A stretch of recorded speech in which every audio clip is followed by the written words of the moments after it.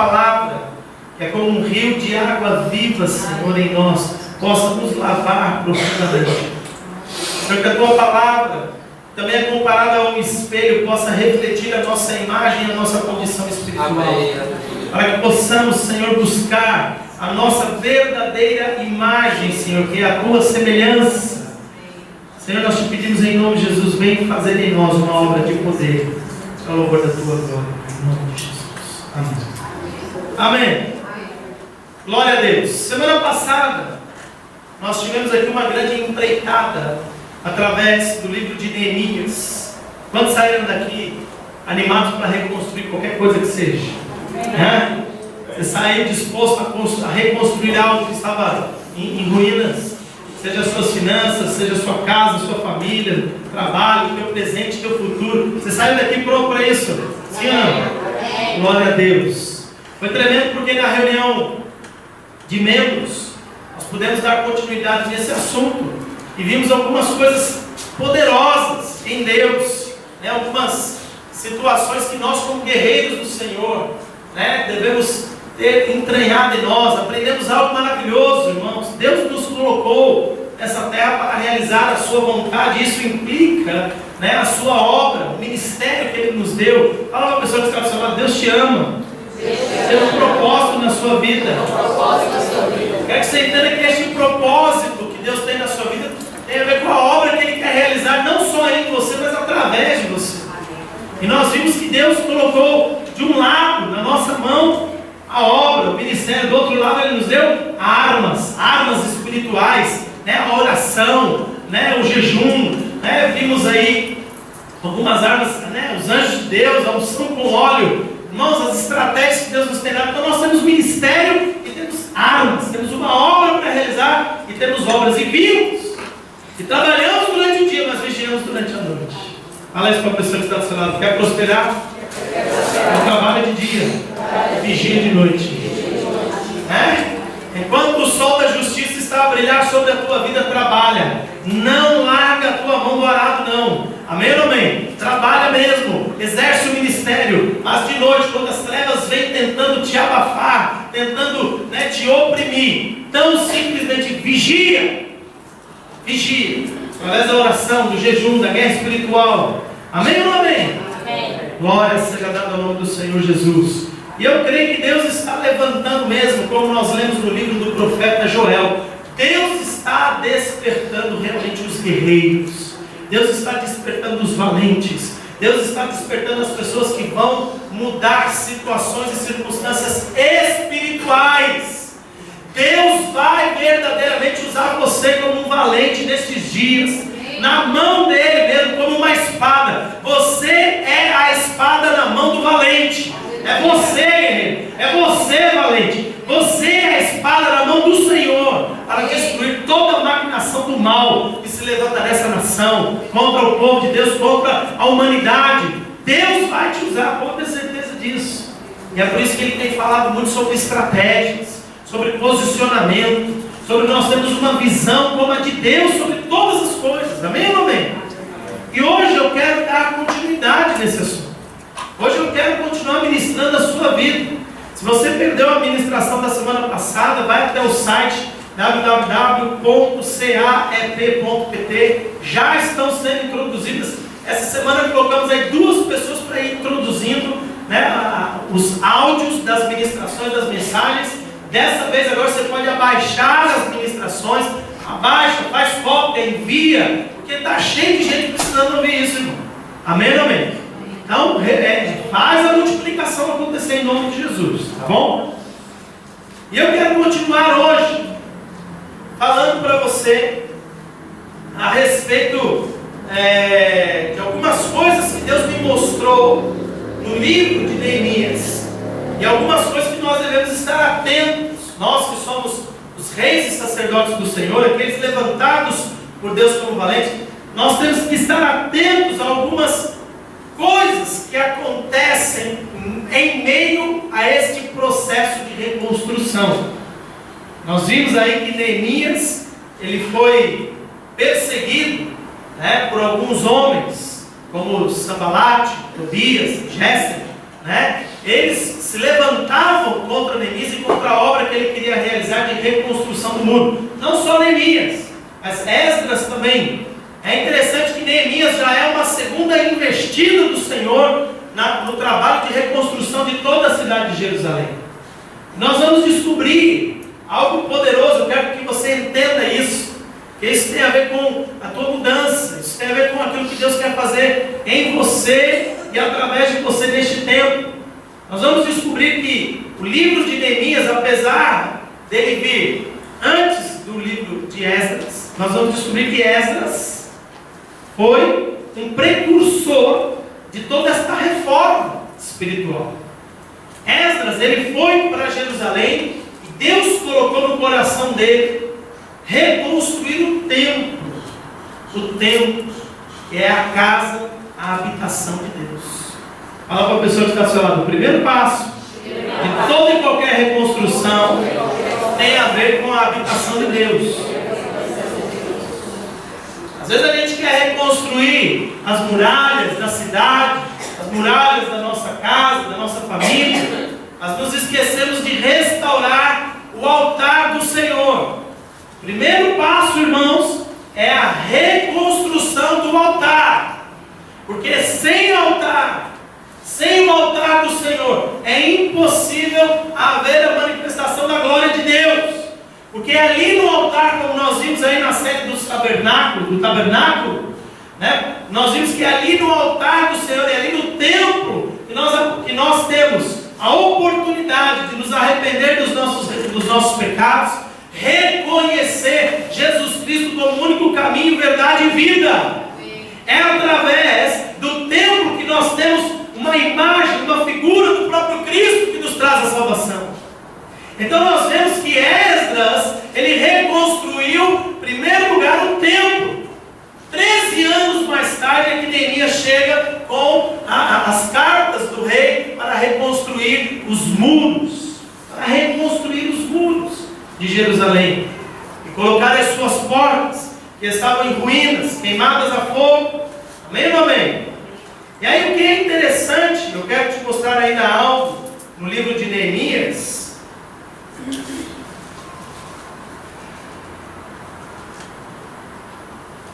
Quero que você vá comigo. Neemias. Quero te mostrar aqui ainda algumas coisas. Neemias capítulo 6, versículo 15. É um texto que nós lemos na reunião de membros, mas eu quero reforçar aqui hoje, nesta manhã, esse texto. Neemias capítulo 6, versículo 15.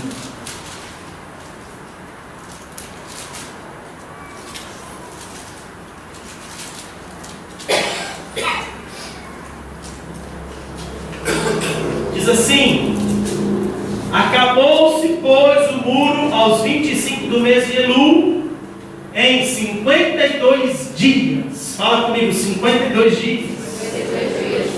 Irmãos, não deu 2 meses. Que obra é essa? Maravilhosa que foi feita. Como é que eles conseguiram reconstruir todo o muro de uma cidade em 52 dias? Alguns aspectos importantes. Eles entenderam que a mão do Senhor estava com eles para realizar isso. Fala para a pessoa que está ao seu lado: quando a mão de Deus está contigo, as coisas acontecem velozmente. Segundo aspecto, eles andavam em unidade de propósito. Ou seja, não era cada um por si, Deus para todos. Segunda coisa que nós vemos é que eles estavam juntos no mesmo propósito. Qual é a nossa função agora? Reconstruir os muros. Mas estão vindo aí os inimigos contra nós. Então eles com uma mão construíam o muro, com a outra mão seguravam armas para ficar de vigia. Amém ou não amém? Unidade de propósito, que fizeram com que eles rapidamente concluíssem uma obra. A mão de Deus estava sobre eles, mas eles também estavam juntos num único propósito. Satanás sabe disso. E porque ele sabe disso, ele procura gerar sempre no meio da igreja o quê? Divisão.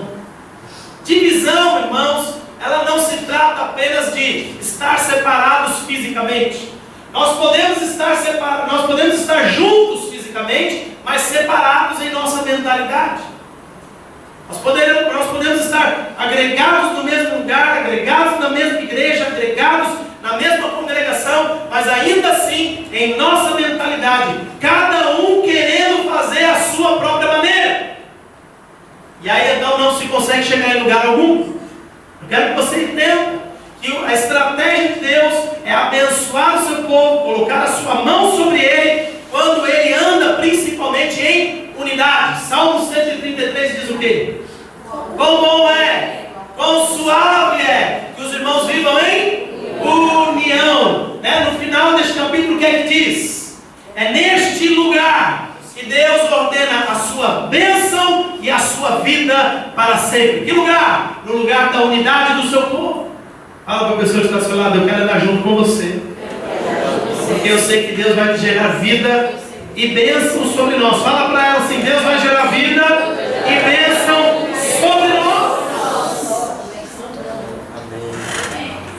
Como é que se consegue desenvolver uma obra rapidamente? Crendo que a mão de Deus está sobre nós, mas também andando em unidade. De dia, trabalhando; de noite, vigiando. De dia, trabalhando; de noite, vigiando. As tuas mãos levantadas, as mãos que exercem o ministério, a obra do Senhor, e as mãos que vigiam através das armas espirituais que Deus nos dá. Amém ou não amém? E assim vai. Em 52 dias se reconstruiu um muro de uma cidade inteirinha. Tremendo. Era tão tremendo que quando eles começaram a ficar longe uns dos outros, quando eles começaram a ficar mais espaçados, então Neemias utiliza uma estratégia. Neemias fala: onde tocar a trombeta, ali ajunte-se todo o povo. Fala para a pessoa que está do seu lado: a voz profética de Deus nos diz onde nós devemos ajuntar. O que é tremendo é que muitas pessoas não ouvem a voz profética de Deus e andam de um lado para outro, tentando apenas encontrar soluções para os seus problemas. Mas a solução para o seu problema está em ouvir a voz profética de Deus. Porque quando se toca a trombeta, o povo de Deus se une num chamado, numa vocação, e o resultado é que a mão de Deus traz a vitória sobre aquele povo. Você está entendendo, crente? Você está entendendo, cristão? Fala para a pessoa que está do seu lado: ouça a voz profética de Deus. Quando a trombeta tocar, se ajunta ao povo de Deus. Aleluia. Eu quero te mostrar mais algumas coisas importantes. Neemias capítulo 7, a partir do versículo 1.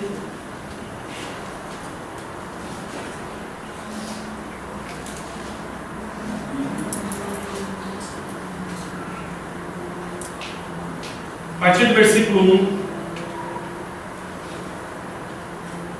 Diz assim: ora, depois que o muro foi edificado, tendo eu assentado as portas, e havendo sido designados os porteiros, os cantores e os levitas, pus Anani, meu irmão, e Ananias, governador do castelo, sobre Jerusalém, pois ele era homem fiel e temente a Deus, mais do que muitos. Para aí um pouquinho.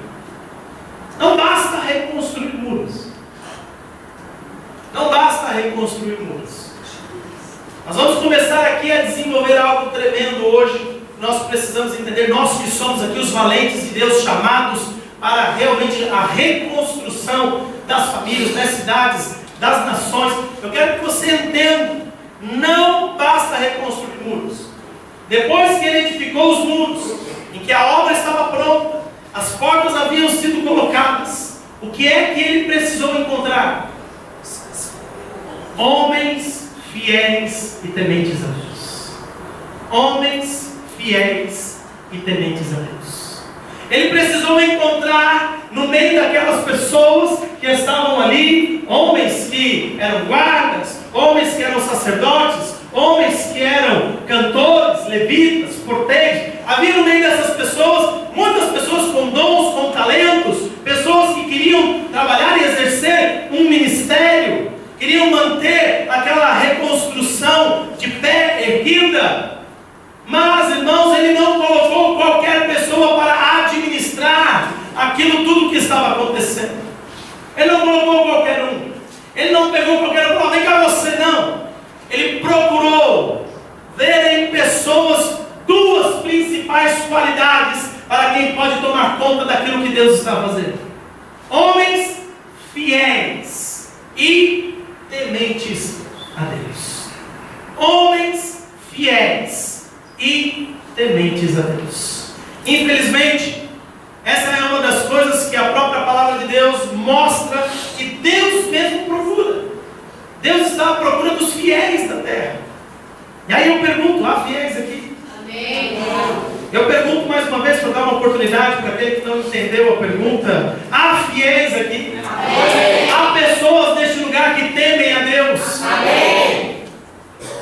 Eu quero que você entenda: não basta reconstruirmos, não basta conquistarmos, não basta irmos para a praça do comércio e lermos a palavra inteira em 30, 40 minutos, não basta fazermos ato profético no distrito de Setúbal, não basta guerrearmos pela nossa casa, pela nossa família, não basta estarmos aí numa empreitada espiritual de reconstrução espiritual, se depois da reconstrução não houver homens dispostos a andar em fidelidade a Deus e temendo ao Senhor em todas as coisas. Não adianta, porque tudo se perde, tudo vai se perdendo. É interessante nós olharmos para isso. Ele poderia falar que colocou apenas o seu irmão, porque ele é irmão, é parente. Vamos dar um cargo aqui para o meu irmão, né? Acontece isso muito na política, né? Arrumar aqui um cabide de emprego para ele, né? É meu irmão, não. Podia ser irmão, mas se não fosse fiel, se não fosse tenente, não estaria lá. Eu quero que você entenda algo: Deus está à procura de pessoas com essas qualidades para tomar conta daquilo que Ele próprio está a fazer nestes dias. Por que muitos muros, depois de reconstruídos, caem de novo? Por que muitas famílias, depois de restauradas, se desfazem? Por que muita vida financeira, depois de ajeitada, arrumada, organizada pelo Senhor, através de milagres, volta ao mesmo estado ou talvez pior que o anterior? Por quê? Por causa da infidelidade, por causa da falta de temor a Deus. Eu te mostro isso, irmãos. Muitas pessoas, elas buscam a Deus porque os problemas são latentes na sua vida.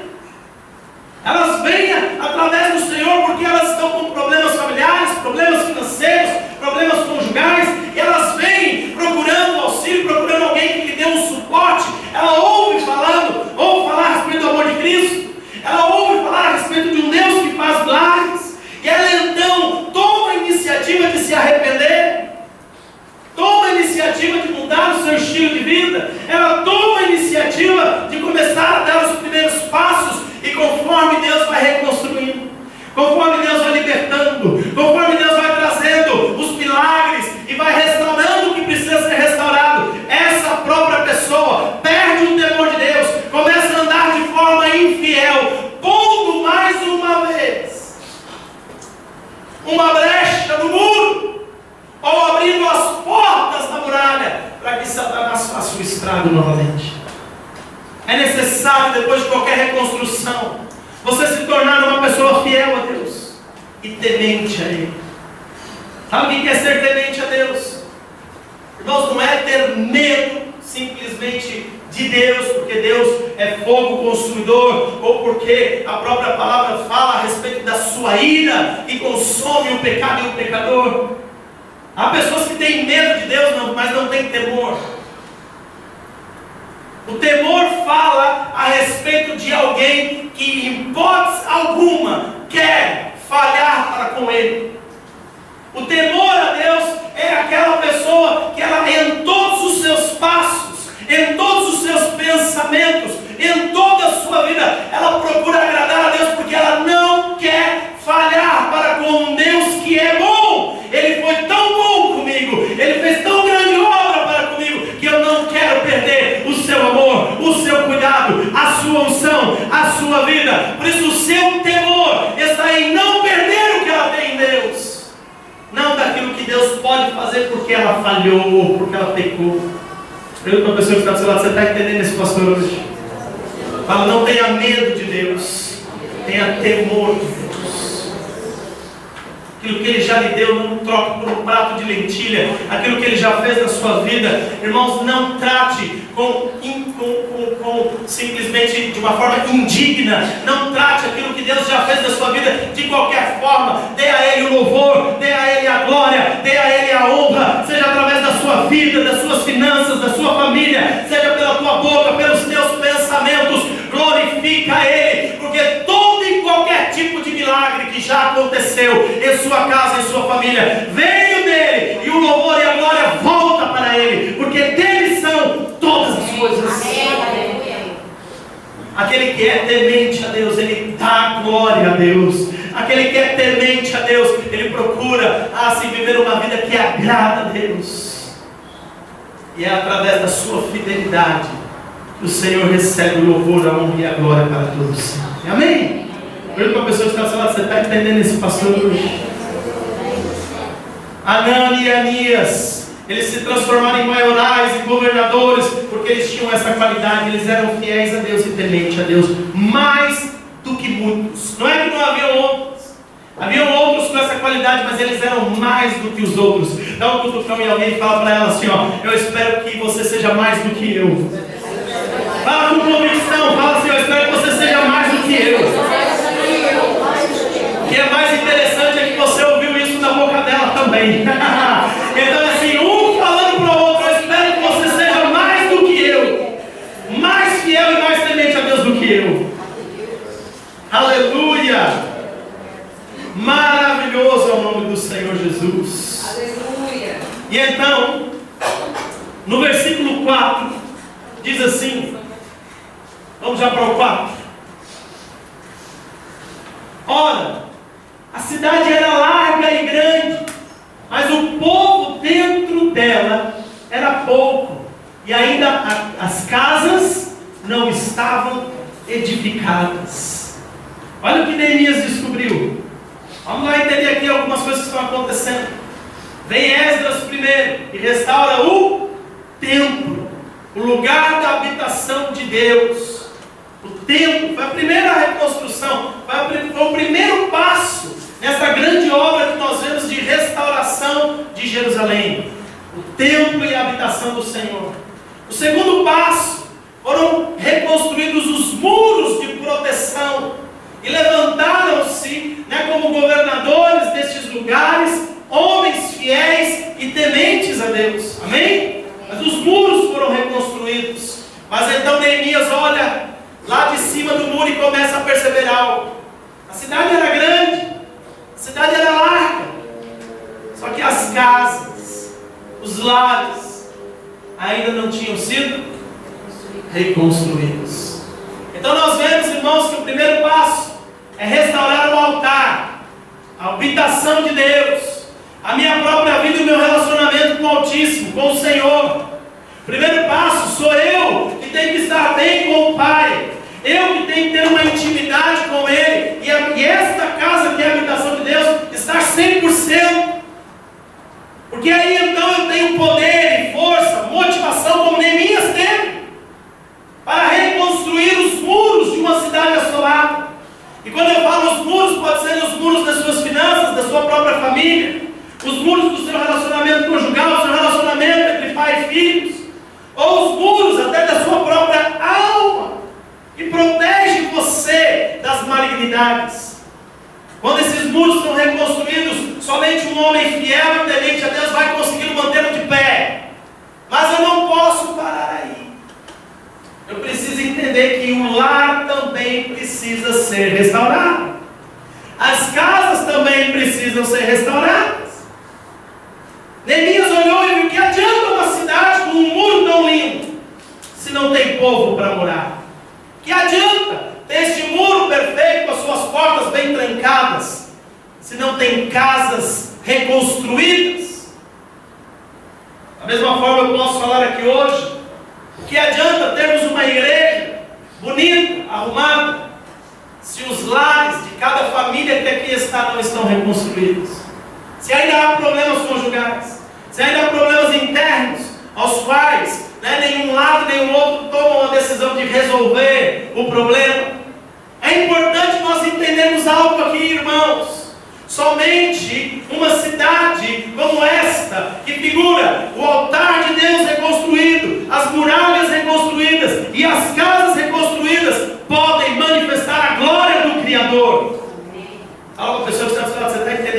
pastor hoje. Primeira coisa, habitação. Segunda coisa, reconstruir muros. Aquilo que traz toda a proteção e provisão para a sua casa. Terceira coisa, construir, reconstruir os lares. Os lares. E aí eu pergunto, onde é que estão os valentes? Onde é que estão os valentes? É importante você entender o seu papel dentro da sua própria casa. Muitas vezes nós percebemos que os próprios valentes estão fraquejando, eles estão dispostos a fazer uma reconstrução lá fora, de um muro, mas não querem reconstruir a própria casa. Eles querem reconstruir a cidade, querem dominar, Portugal e entregar ao Senhor de Jesus, mas os seus lares ainda continuam em confusão, problemas, homens desajustados, mulheres fora do seu lugar, filhos rebeldes e desobedientes. Chegou a hora de nós entendermos algo. Se queremos uma igreja forte que glorifica o Senhor, este altar tem que estar restaurado, os muros têm que estar bem levantados, mas principalmente as famílias reconstruídas para a glória do Senhor. Amém.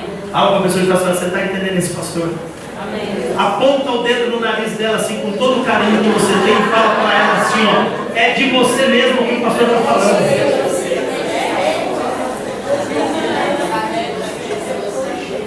É de você mesmo.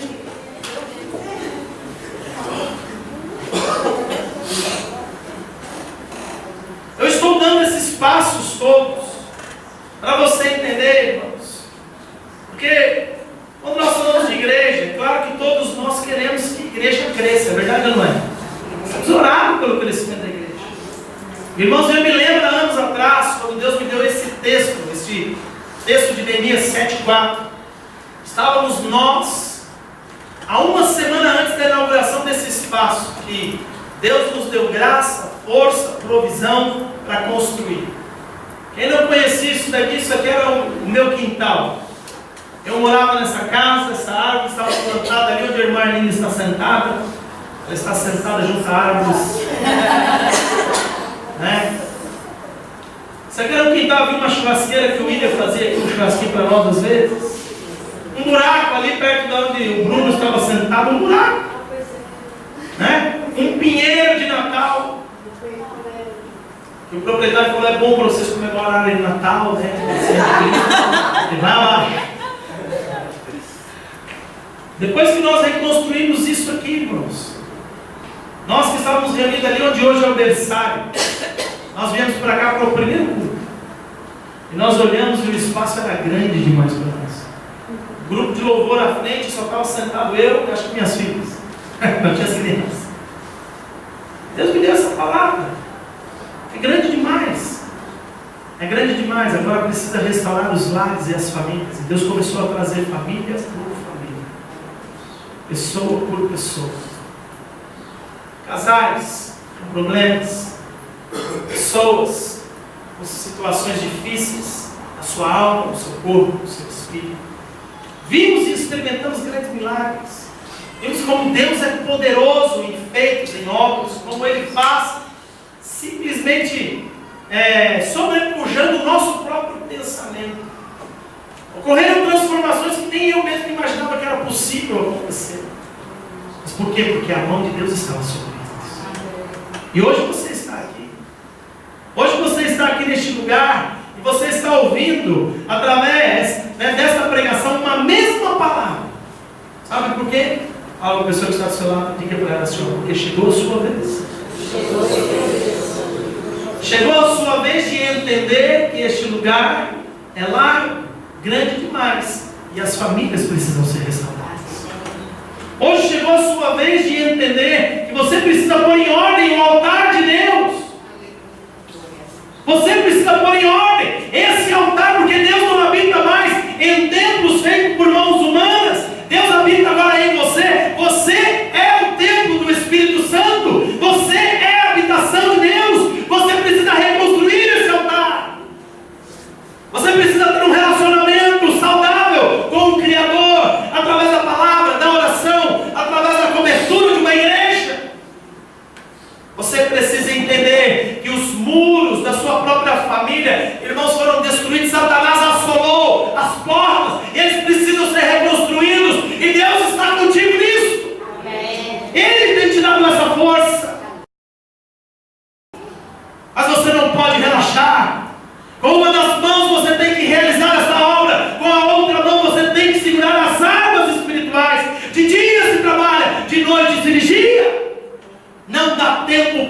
está cansado.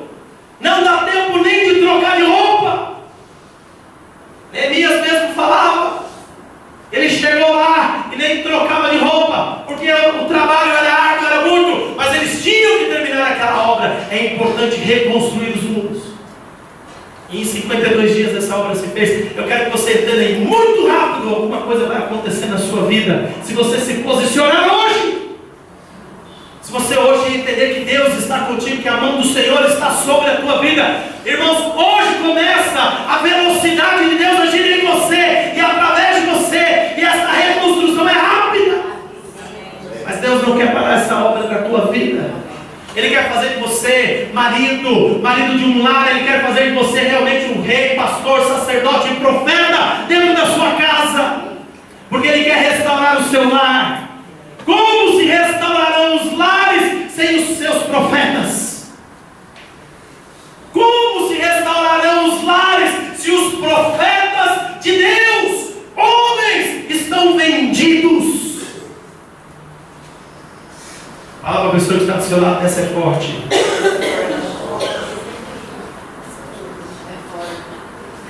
Mulheres estão chorando, filhos estão se perdendo, porque maridos não se posicionam. Maridos não se posicionam.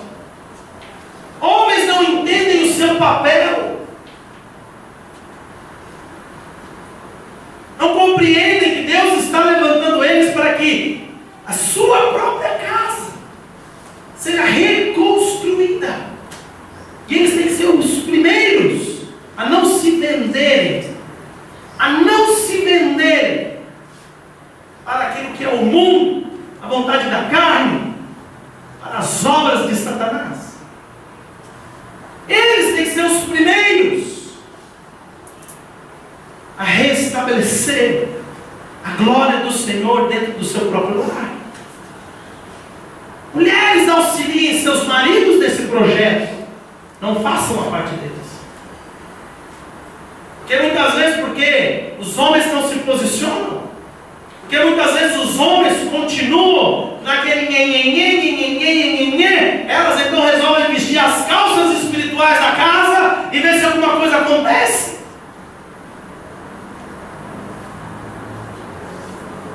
Mas não é assim que se reconstrói casas. Não é assim que se reconstrói os lares. Não é colocando as mulheres na obra e vigiando. Nós vimos aqui na semana passada muitos tipos de trabalhadores. Foi. Muitos nomes, muitos tipos de pessoas. E até um que só tinha filhas. E ele falou assim: vai a família inteira, mas nós vamos reconstruir o muro em frente à nossa casa. Chegou a hora, irmão, mas é ele que falou: nós vamos. Sacerdote do lar, homem de Deus, entenda algo. Você tem que começar a tomar as rédeas dentro do seu lar, espiritualmente falando, para estabelecer a vontade do Pai. Mulher de Deus, se você ainda não tem o seu marido, o seu clamor hoje é este: Senhor, levanta o meu marido como um pastor, rei, profeta e sacerdote dentro da minha casa. Eu quero meu lar reconstruído.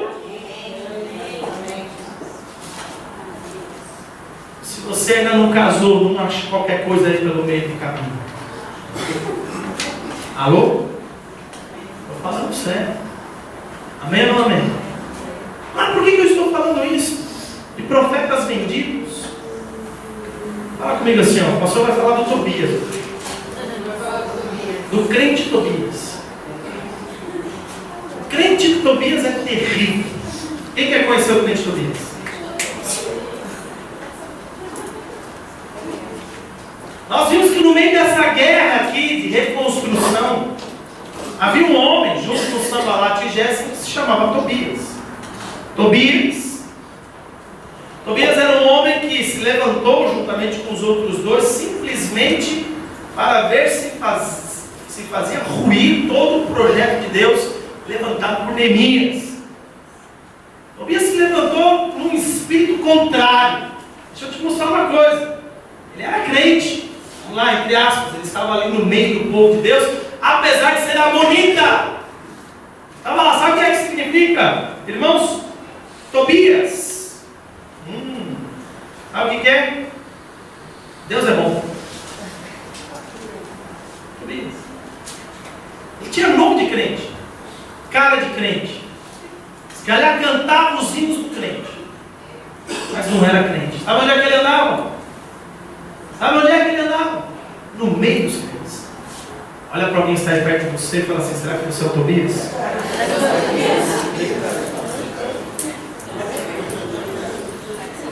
Deixa eu te mostrar algumas características de Tobias, porque depois eu vou voltar a falar dos maridos que aqui estão hoje. E espero que essa mensagem esteja sendo gravada para você espalhar para o seu marido que não veio à igreja hoje. Amém. Amém ou amém? Pode mandar para o marido das outras também. Algumas características de Tobias. Vamos rodar alguns versículos aí, isso tem que ser rápido. Neemias, capítulo 2, versículo 10. Vamos ver aqui algumas características do Tobias.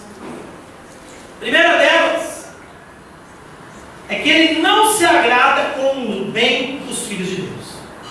Ele estava no meio da igreja, ele está no meio do povo, mas ele não fica feliz, ele não se agrada do bem que acontece no meio dos filhos de Deus. Já está aí? E diz assim: e ouvindo Sambalate, o Horonita, e Tobias, o servo amonita, lhes desagradou com grande desagrado que alguém viesse a procurar o bem dos filhos de Israel, que é o povo de Deus.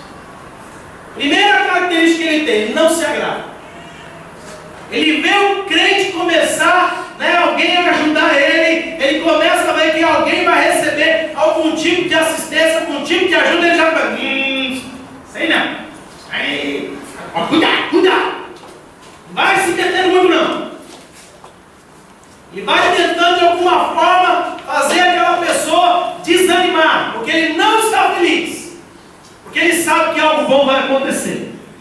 Ele já começa com negativismo, já começa mostrando um panorama contrário, para ver se aquela própria pessoa desiste de receber o bem que Deus quer fazer. Ele não se agradou de que alguém estivesse disposto a ajudar os filhos de Israel. Tal e qual muitas vezes se levanta no meio da igreja gente com essa característica. Por que o pastor vai ajudar ele? Por que o pastor vai estender a mão? Por que o pessoal está ajudando? Todo mundo está ajudando aquela pessoa. Por quê? E aí a gente fala: cala a boca, Tobias. Você está percebendo? Versículo 19, do mesmo capítulo.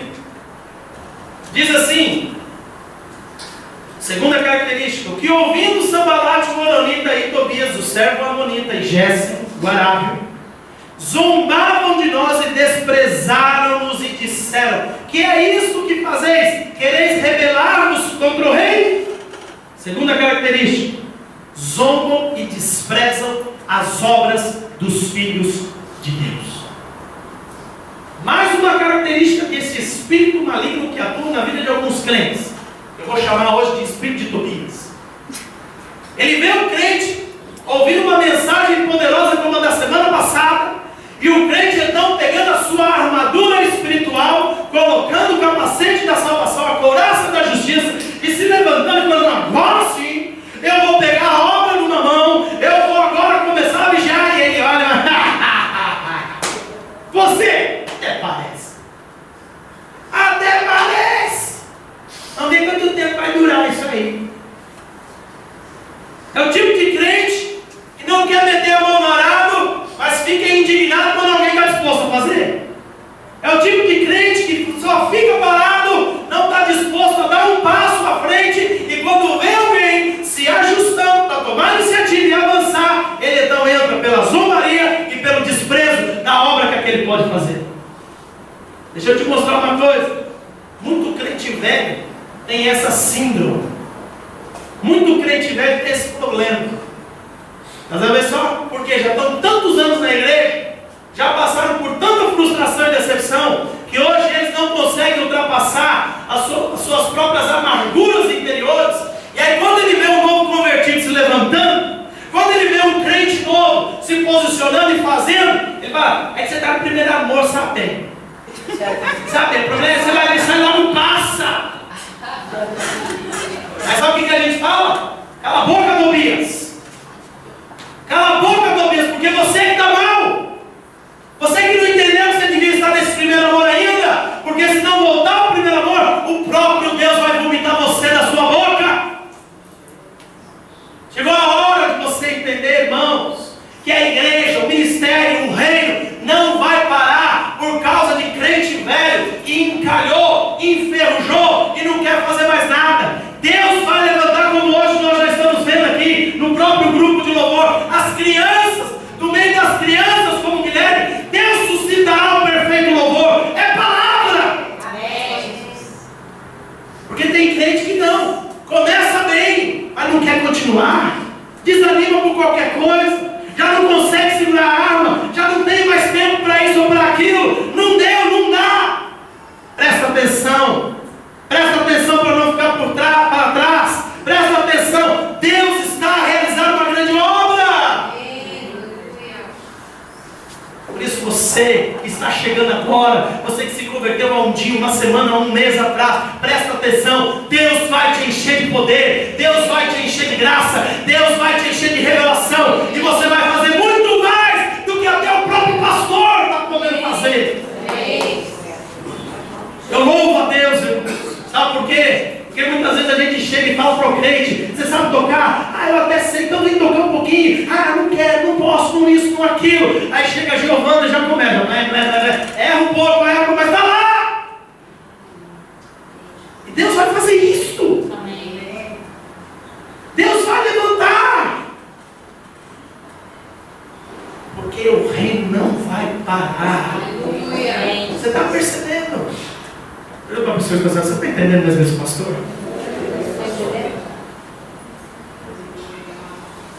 E aí muitas vezes, cuidado que agora o pastor pode revelar o espírito de Tobias. E o Gui, ele achou que ela ficou se perdido. Zombando e desprezando a obra dos filhos de Deus. E a gente fala: cala a boca, Tobias. Eles estão fazendo mal. Amém? Mas tem mais. Qual a pessoa que está só? Tem mais. Capítulo 4, versículo 3. Capítulo 4, versículo 3. Sanbalate chega, tentando gerar medo, terror, pavor. E aí vem Tobias e acrescenta a todo o pavor que Sanbalate quer causar. E diz assim, capítulo 4, versículo 3. E estava com ele Tobias o amonita e disse: ainda que edifiquem, vindo uma raposa derrubará facilmente o seu muro de pedra. Terceira característica: não crê na transformação, não crê na reconstrução. O que Tobias estava dizendo? Ele pode até tentar, eles podem até chegar ali, mas não vai conseguir se manter de pé. O quê? Você está se levantando? O quê? Se arrependeu? O quê? Mudou? O quê? Pediu perdão? Ah, duvido que volte.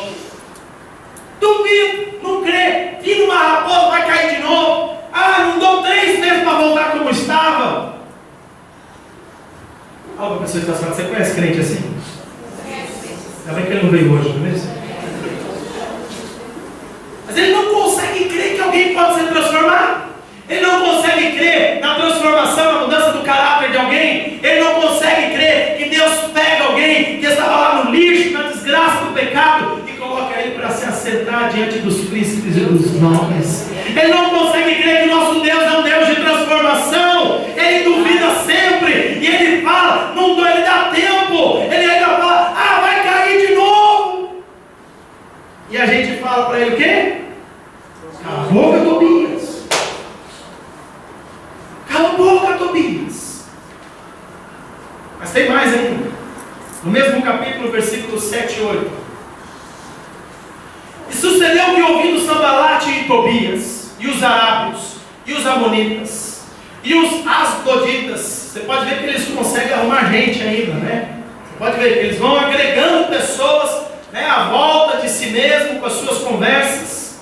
Diz assim que tanto, e sucedeu que, ouvindo eles, que tanto Jerusalém, que já as roturas se começavam a tapar, iraram-se sobremodo, e ligaram-se entre si todos. Olha, eu nem sabia que havia telefone nessa altura. E ligaram-se entre si todos para virem guerrear a Jerusalém e para os desviarem do seu intento. Mais uma característica, vou colocar aqui já são várias: fofoqueiro, intriguista, tem ódio no coração e procura guerra. Fofoqueiro, o que eles fizeram? Começaram a ouvir o quê? A coisa já está, que o olho já está se tapando a brecha, já eles estão conseguindo. Avisa Sanbalate, avisa os asdoditas, e começou a espalhar a fofoca. Olha, o negócio aí está pegando. Olha aí, a coisa está acontecendo. Espalha aí, porque é o seguinte: eles não podem fazer isso. Mas não falaram para o bem. O fofoqueiro nunca fala para o bem. O fofoqueiro sempre fala para o mal, procurando algum tipo de intriga, procurando fazer guerra, procurando trazer separação, procurando desviar as pessoas do seu intento. Sabe por quê? Porque lá no fundo, no coração deles está cheio de amargura e ódio.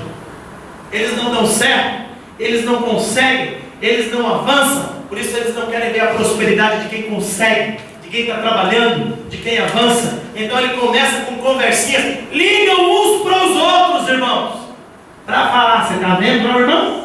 Você viu? Está tapando as brechas. Você viu lá, irmão? Olha, dou 3 meses, vai vir uma raposa, vai derrubar ele. Intriguista. Por mais que o outro fale assim: não, irmão, acho que é verdadeiro. É nada, rapaz. Você vai ver, vai aprontar com você também. Fofoqueiro, intriguista, tem ódio no coração e procura guerra. Mas quando ele se levanta, sabe o que é que a gente fala para ele? O que é que a gente fala? Fala com mais convicção, se ele não vai acreditar em você. Cala a boca, Luiz. Tem mais? Capítulo 6, versículo 10 a 12. Capítulo 6, versículo 10 a 12. E entrando em casa de Semaías, filho de Delaías, filho de Meecabel, que estava encerrado, disse ele: vamos juntamente à casa de Deus.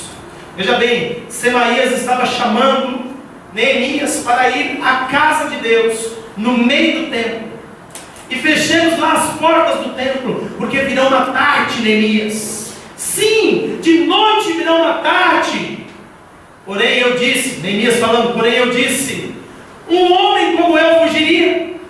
E quem há como eu que entre no templo e viva? De maneira nenhuma entrarei. E conheci que eis que não era Deus que o enviara, mas esta profecia falou contra mim, porquanto Tobias e Sanbalate o subornaram. Mais uma característica: subornam os falsos profetas para fazer o crente errar. Deixa eu te mostrar que esse espírito é encardido nele, é endemoniado. Sabe o que ele faz? Ele vem com cara de santo, com voz de profeta, com sapatinho de fogo, com asas de trovão, ora em línguas até, e começa a trazer direção que não vem de Deus. Este homem chamado Semaías estava falando para Neemias: Neemias, vão te matar e é hoje. Já estão aí planejando tudo para acabar com a tua vida, por isso vamos lá para dentro do templo de Deus, que já estava reconstruído por Esdras, e lá fechemos as portas e nos escondemos lá dentro, porque é hoje que vão te matar. Mas Neemias era homem de Deus. Fala para a pessoa que está do seu lado: Neemias era homem de Deus. E homem de Deus sabe quem é, sabe onde pode estar, e sabe muito bem em quem acreditar. Como homem de Deus, ele mesmo falou: eu, um homem, como eu fugiria? Olha o que ele estava falando. vão vir me matar? Pode vir. que Neemias sabia? Ele sabia que a obra que ele estava realizando não era uma obra dele, era a obra das mãos do próprio Deus. Deus o havia fortalecido, Deus o havia encarregado, e ele próprio sabia que ele iria morrer no tempo de Deus, não no tempo dos homens. Mas como eu, homem, fugiria? Mas ele sabia onde ele não podia entrar. Ele não era sacerdote, ele não podia entrar no templo de Deus nessa altura. Só o sacerdote que podia estar lá para oferecer sacrifícios ao Senhor. Aquele que entrasse ali estaria profanando o templo. Então ele procurou assim: como eu, homem, eu, na minha condição, poderia entrar lá no templo, lá na habitação de Deus, e viveria como? Eu sei o meu lugar, eu sei até onde eu posso ir, eu sei o que eu posso fazer. E através disso, então, ele começou a descobrir, a entender e a compreender. Deus jamais faria eu tomar uma decisão dessa. Deus jamais me levaria a ter uma atitude como essa. Deus jamais usaria um profeta para dizer: entra lá no lugar onde não é para você estar. Por isso ele próprio entendeu. Semaías, falso profeta, foi subornado para me corromper, para fazer com que eu não tivesse crédito diante do povo, diante das tribos, diante dos construtores, porque eu estaria com medo, fugindo e no lugar errado. Fala para a pessoa que está do seu lado: quando você foge com medo e entra no lugar errado, ninguém mais acredita em você, e o teu destino é morte. Você está percebendo o que eu estou dizendo aqui para você hoje? E é isso que esse espírito maligno, Tobias, faz. E faz através de falsos profetas. Quanta gente eu já vi morrendo espiritualmente, ministerialmente, simplesmente porque deu ouvidos à voz de falsos profetas, tomaram decisões erradas, entraram onde não devia entrar, fizeram o que não devia fazer, e até hoje estão pagando o preço disso. Tudo porque ouviram Tobias. Mas a comunidade apostólica e profética diz o quê? Cala a boca, Tobias! Nós não vamos acreditar nas mentiras do diabo, que vem em formas de profecias, que vem em formas de santos. Não. Nós, porque conhecemos o verdadeiro Deus vivo, verdadeiro, nós não vamos nos subjugar aquilo que é falso. Você está percebendo o que eu estou te dizendo aqui, irmãos? É por isso que o templo tem que ser a primeira coisa a ser restaurada. Porque se você não tiver um relacionamento, bom com o verdadeiro, vem o falso e te leva rapidinho. Vem o falso e te engana e te faz fazer coisas que você não deveria fazer. Mas quando você conhece o verdadeiro, você identifica logo o falso. Você está percebendo? Porque você sabe quem é o verdadeiro, você sabe quem é o caminho, você sabe quem é a verdade, você sabe quem é a vida e quem te leva realmente até o Pai. Por fim, versículo 13, depois o 19: para isto o subornaram, para me atemorizar, e para que eu fizesse, para que eu assim fizesse e pecasse, para que tivessem alguma causa, a fim de me infamarem e assim me vituperarem. Versículo 19: portanto, Tobias escrevia cartas para me atemorizar. Última característica que eu quero mostrar hoje: ele procura gerar medo e a queda de grandes líderes. É isso que ele procura fazer. Ele procura gerar medo, através de cartas, de falatório, de conversas, de suborno, dizendo: vão te matar. E Neemias percebeu isso, mas Neemias era homem de Deus. Por isso, viesse a carta que viesse, a conversa que viesse, o falso profeta que viesse, nenhuma das situações que vinham contra Neemias o atemorizava. Nada o levava a pecar contra o Senhor. Ele não deixou ficar uma unha sequer nas mãos dos seus inimigos, para que eles viessem infamar e vituperar ele. Seja por carta ou seja falada, Neemias sempre se manteve bem posicionado e firme. Você está percebendo o que eu estou te dizendo aqui? Você está entendendo o que eu estou dizendo aqui? Eu estou te mostrando porque você é o valente. Você é o Neemias nessa geração. Você é o Neemias que Deus está levantando para reconstruir muros, não só na sua casa, na sua família, mas numa cidade e numa nação. Deus está levantando você nesse tempo, e você não pode se distrair, não pode cair nas intrigas, nas conversas, nas astúcias desse espírito maligno chamado Tobias. Quando você vê ele vindo, quando você vê ele falando ou escrevendo contra você, ergue bem a tua voz e fala: cala a boca, Tobias, porque eu não tenho nada contigo. Não tenho nada contigo. Você está percebendo? Pergunta para a pessoa que está falando: você está entendendo mesmo esse pastor?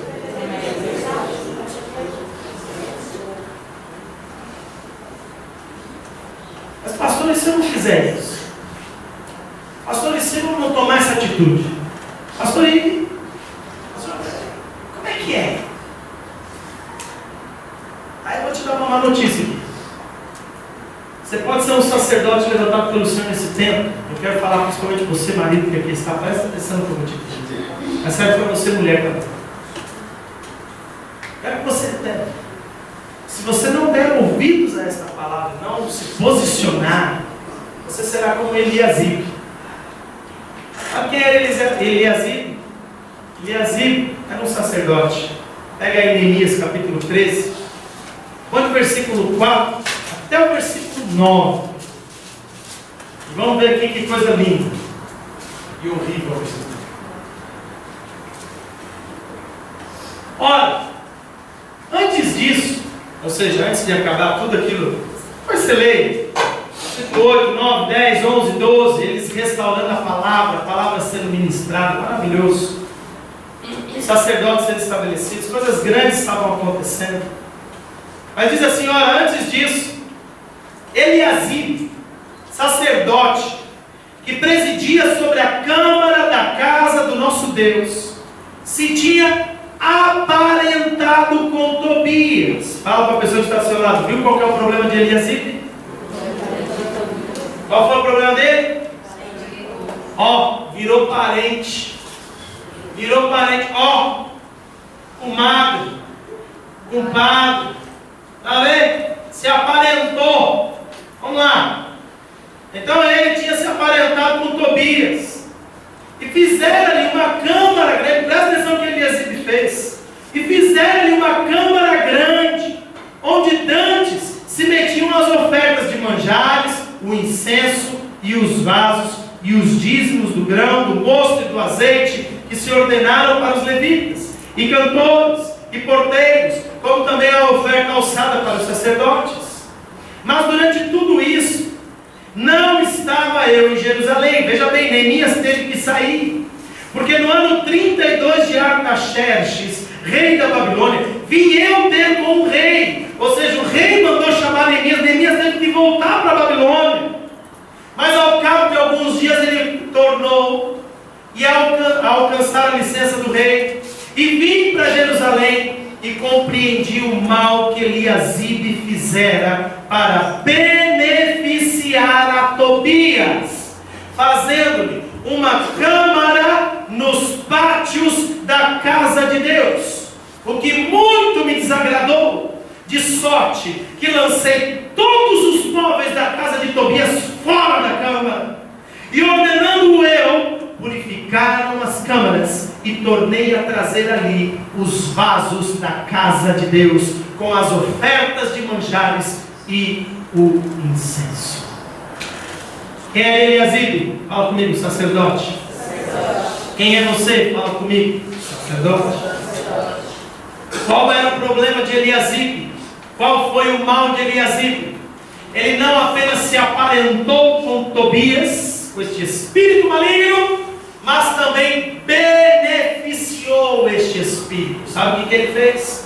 Ele trouxe Tobias para morar dentro do templo, preparou uma câmara, tirou os utensílios de Deus, e Tobias trouxe os seus móveis novinhos em folha. Tobias trouxe os seus melhores móveis de mogno, com prata, revestido alguns em pés de ouro. Ele trouxe para dentro do lugar aonde o Santíssimo habitava. E ali começou a morar. Onde é que estava Neemias? Ele Neemias estava lá, seguindo uma ordem. O rei da Babilônia falou: volta aqui, eu preciso de você aqui. Ele voltou, obediente, voltou. É aquele ditado, né? Quando o gato sai, os ratos fazem. É verdade ou não é? Foi o que aconteceu.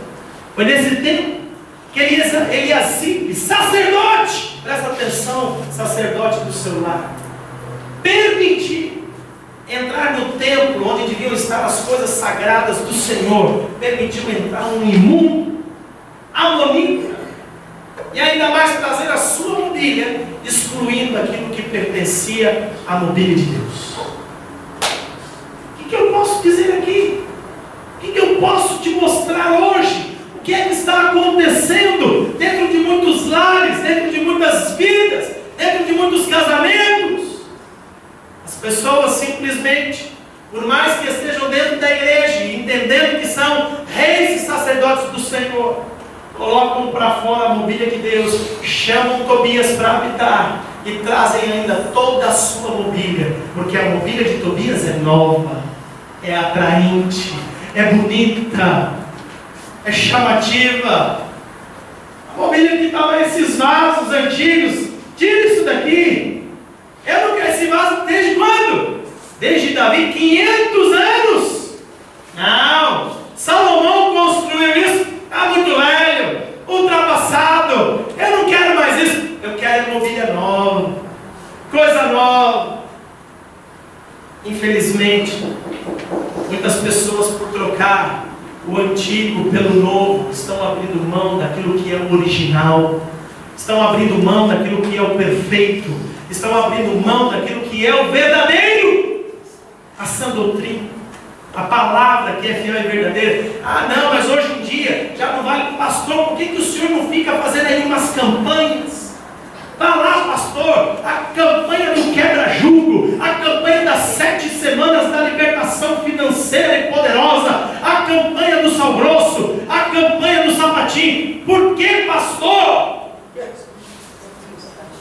Porque isso, irmãos, tem sido infelizmente uma mobília nova trazida para dentro de igreja, para corromper os crentes, para eles correrem só atrás da bênção, para descartarem os vasos que pertencem a Deus e deixarem o espírito de Tobias morar dentro daquilo que é a habitação do Senhor. Você está me entendendo? Nós não precisamos de campanha nenhuma para atrair o santo, para alcançar as suas bênçãos, para experimentar o seu milagre e a sua vida, porque Ele mesmo já nos abençoou. Ele mesmo já olhou para nós, nos alcançou, nos redimiu, nos transformou. Ele próprio levantou as nossas mãos para reconstruirmos o templo, os muros, a nossa casa. O que mais que você precisa? Você tem dentro de você o próprio Espírito de Deus. Você tem a palavra, você tem a igreja. O que mais que você precisa? O que mais que você precisa? Mas os profetas corrompidos, os sacerdotes, eles abrem mão daquilo que é o santo, daquilo que é o puro, daquilo que é o verdadeiro, para trazer Tobias. E então eles abrem mão daquilo que vem de Deus, por uma mobília nova, por uma fachada mais bonita, por uma canção mais elegante. Entenda aqui o que eu estou a te dizer hoje. Trazer Tobias para morar dentro do templo é a mesma coisa que trazer o mundo, é a mesma coisa que trazer a carnalidade, é a mesma coisa que trazer, irmãos, aquilo que não agrada a Deus para dentro do templo e falar que tudo está bem, tudo está bem. E lá dentro dos lares está acontecendo isso. Tiram a palavra de Deus, tiram a oração, tiram o sacerdócio, tiram os vasos de honra e colocam-se qualquer coisa. Sacerdotes do Senhor, homens de Deus, você é o responsável pela sua casa, você é o principal responsável pela sua casa, do que entra e do que permanece e do que deve estar fora de lá. Você pode ser como este homem, você pode ser como Eliasibe. Sim, as pessoas olham para você e te chamam de sacerdote, mas você permite Tobias morar lá dentro e trazer a sua mobília nova. Mas você pode ser como Neemias.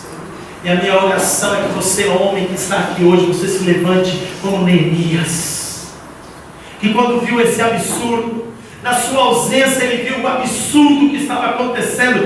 Ele mesmo declarou: eu não me agradei daquilo que vi, eu não gostei daquilo que estava acontecendo, eu não gostei. Por isso, ele próprio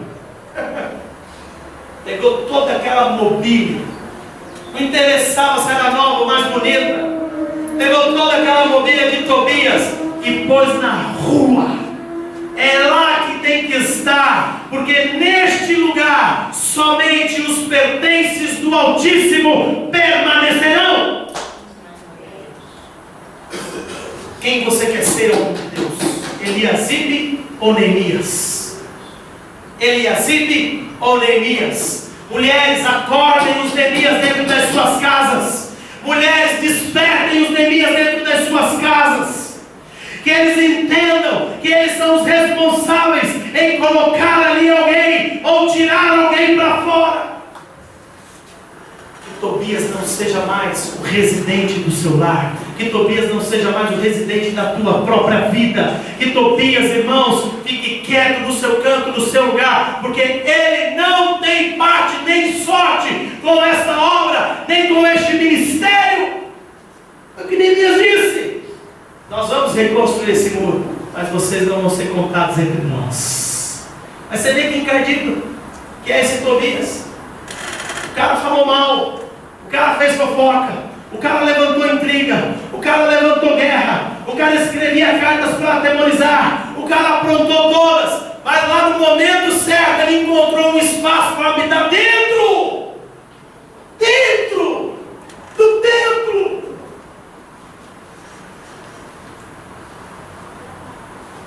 Igreja, deixa eu te falar uma coisa: nós não podemos tolerar esse espírito de Tobias no nosso meio, não. Deixa eu te falar uma coisa: que hoje, em nome de Jesus Cristo, se você está sendo dominado de alguma forma por esse espírito maligno, hoje põe ele para correr da tua vida. Hoje põe ele como Neemias. Foi uma distração, você teve que se ausentar para ir lá conversar com o rei, você foi chamado. Olha, volta correndo e põe ordem na casa. Volta Tobias para correr com toda a sua mobília. Não aceita nada não. Não aceita nada não. Sabe por quê? Porque o nosso Deus, Ele é um Deus que não divide a sua glória com ninguém. Nem com homens, nem com imagens de Jesus. Esse é o nosso Deus. Esse é o nosso Deus. Você está me entendendo? Você está me entendendo?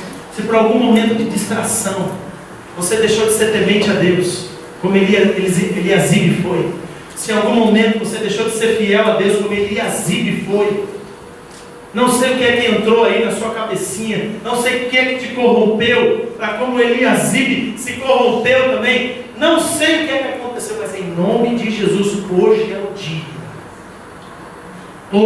o dia de se levantar os valentes como Neemias. É hoje. Você está me entendendo? Você está me entendendo? Está com uma cara de assustado? Fica de pé no seu lado.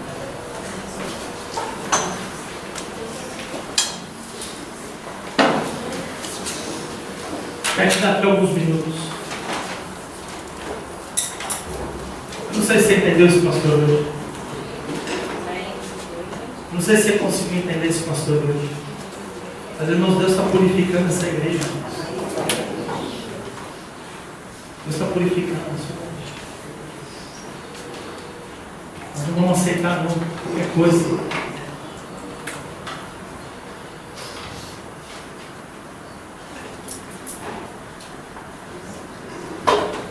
Eu tenho certeza, irmãos, que Deus sempre vai levantar alguém com zelo pelo Senhor, pelas suas coisas.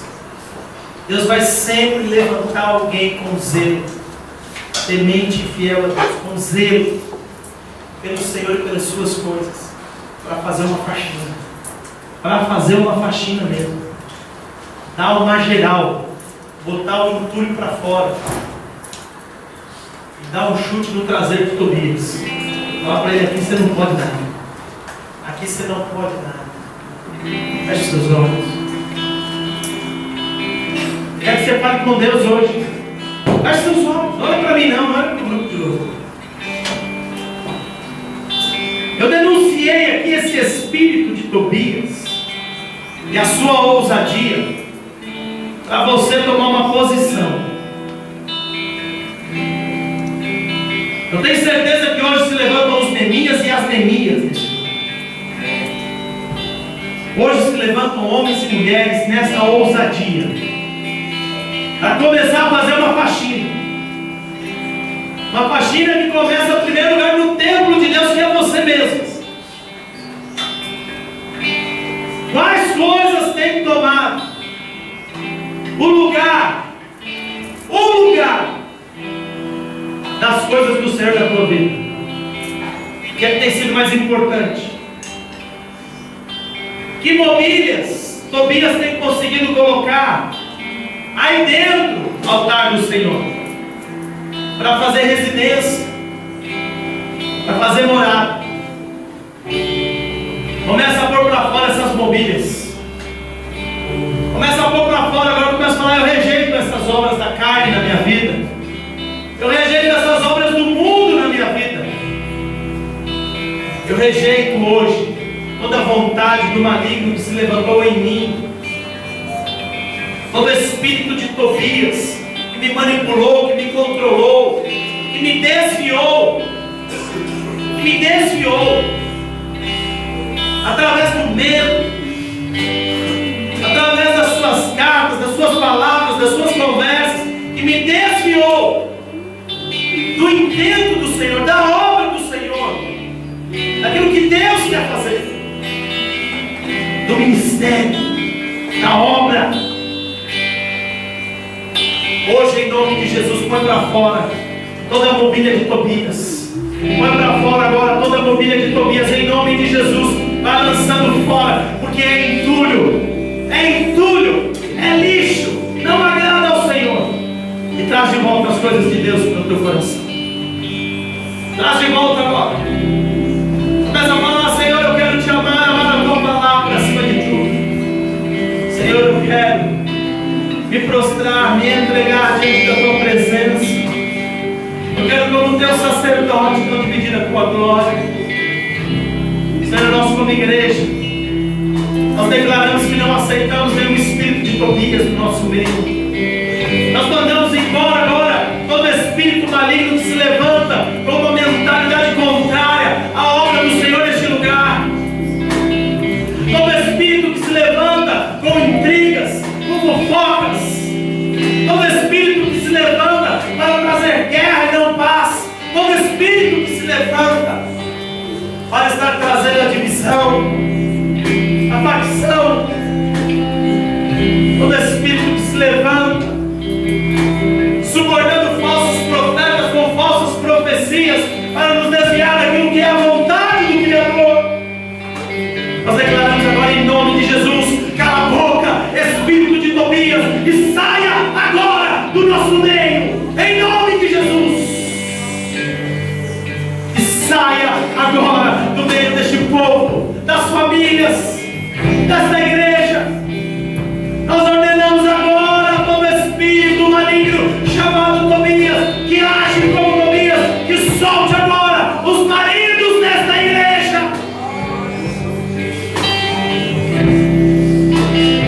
E fazem deles como Eliasibe, aparentados e beneficiadores deste espírito. Nós declaramos agora em nome de Jesus que os homens de Deus, verdadeiros sacerdotes, se levantarão nesta igreja, posicionados.